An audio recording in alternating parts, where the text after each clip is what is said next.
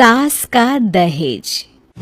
स्नेहा के बेटे की शादी शिल्पी से होती है। शिल्पी दहेज में हर सामान लेकर आती है जो पहले से ही स्नेहा के घर होता है। ये सामान स्नेहा के पापा ने उसे दिया था। अरे शिल्पी, मेरा टीवी क्यों हटाया? क्यों हटाया मतलब? अरे बड़ा और अपडेटेड टीवी है ये। स्नेहा को गुस्सा आता है और वो शिल्पी के बड़े टीवी के बगल में अपने पुराने जमाने का टीवी भी रख देती है। बड़ी आई अपडेटेड वाला। अरे बहुत सारी तेरी जैसी बहुओं को जानती हूँ मैं, जो घर से लाए सामान का रौब दिखाती है। ये ना समझ के हम भिखारी हैं। देख ले, हमारे पास भी टीवी है। ओहो, जो करना है वो करो। कोई मेहमान आएगा तो हंसेगा कि एक ही जगह दो दो टीवी। हंसने दे, दुनिया भी तो देखे कि सिर्फ तू नहीं, मैं भी दहेज लेकर आई थी। अब यही हाल हर सामान का हो जाता है। ड्राइंग रूम में एक साथ दो तरह के सोफे रखे होते हैं, एक नया आलीशान तो एक पुराना लकड़ी का। शिल्पी स्नेहा की इस आदत से काफ़ी दुखी हो जाती है। एक टीवी पर रामायण चलती है तो बगल की टीवी में फिल्मी गाने, किसी को किसी की आवाज़ भी सुनाई ना पड़े वैसे। घर के दूसरे सदस्य भी सास बहू की इस आदत से परेशान हो जाते हैं। एक दिन स्नेहा की बहन उसके घर आती है और घर का नज़ारा देखकर हैरान हो जाती है।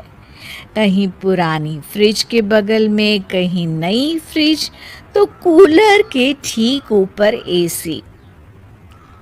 अरे स्नेहा, ये तूने घर की क्या हालत बना रखी है? बहू रानी, तू तो नए जमाने की लड़की है, फिर घर को कबाड़ी बाजार सा कैसे सजा रखा है? नया फैशन है क्या? देखिए ना मौसी, माँ जी अपना पुराना सामान निकालना ही नहीं चाहती। वो सोचती है कि उनका ही सामान घर में रहेगा।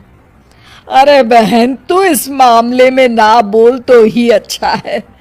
मैंने बहुत सी बहुओं को देखा है, अपने लाए सामान पर सास को धौंस दिखाते, और मैं भला किसी की धौंस को क्यों सहन करूं? मेरे पास तो सारा सामान है, और वैसे भी क्या कहते हैं, ओल्ड इज गोल्ड।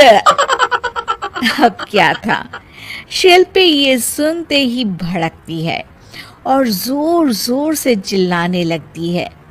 वाह माँ जी वाह, जरा अपना सोफा तो देखिए, ऐसा लग रहा है खुदाई से निकला है लकड़ी का। और मेरा सोफा देखिए, कैसे लेदर की चमक और गुदगुदा सा है। अरे आपका तो पुराना धुराना सा है। शिल्पी देख, मेरे पिताजी ने जो दिया है वो उनकी निशानी है, उसके बारे में मत बोल। तू तेरा सामान ले जाकर अपने कमरे में रख ले। क्यों? मैं अपना सामान क्यों कमरे में रखूं? और जो मेरे ससुराल आए वो यही कहे, ओ कितना ओल्ड फैशन घर है। दोनों की बहसा बहसी में मौसी सर पकड़ लेती है। तुम दोनों जब देखो तब लड़ती रहती हो। मैं तो चली किचन में बादाम का शरबत बनाने। सुन, बादाम का सिलबट्टा जो मेरी माँ ने दिया था उसमें पीस लेना। तो शिल्पी बोल पड़ती है, मौसी कसम है आपको, आप मेरे पापा की दी मिक्सी में ही बादाम पीसिएगा। खैर, मौसी तो जाती है किचन में, लेकिन ड्राइंग रूम में सास बहू की बहसा बहसी जारी रहती है।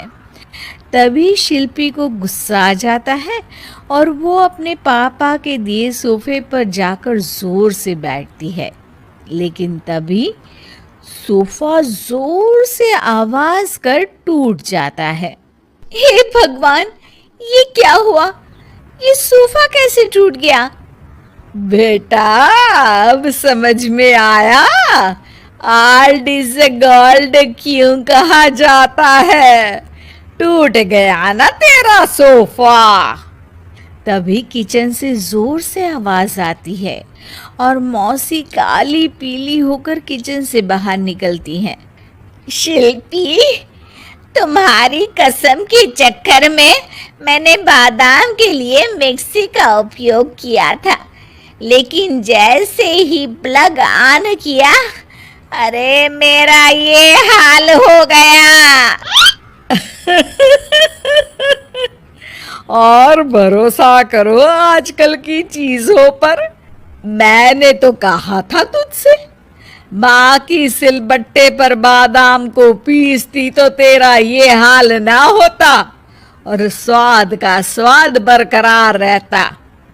अरे जब सब चीजें घर में थी तो क्या जरूरत थी तेरे पापा को सामान देने की। वैसे भी बहू, आजकल दहेज वही मांगता है जिनकी खुद की काबिलियत नहीं होती। आप ठीक कह रही हैं माँ जी। मेरे लिए ये सौभाग्य की बात थी कि आप लोगों ने पापा से कोई डिमांड नहीं की थी, लेकिन मैं आपको समझ ही नहीं पाई। मुझे माफ़ करिए। अब इस घर में नई चीज़ तभी आएगी जब पुरानी खराब हो जाएगी।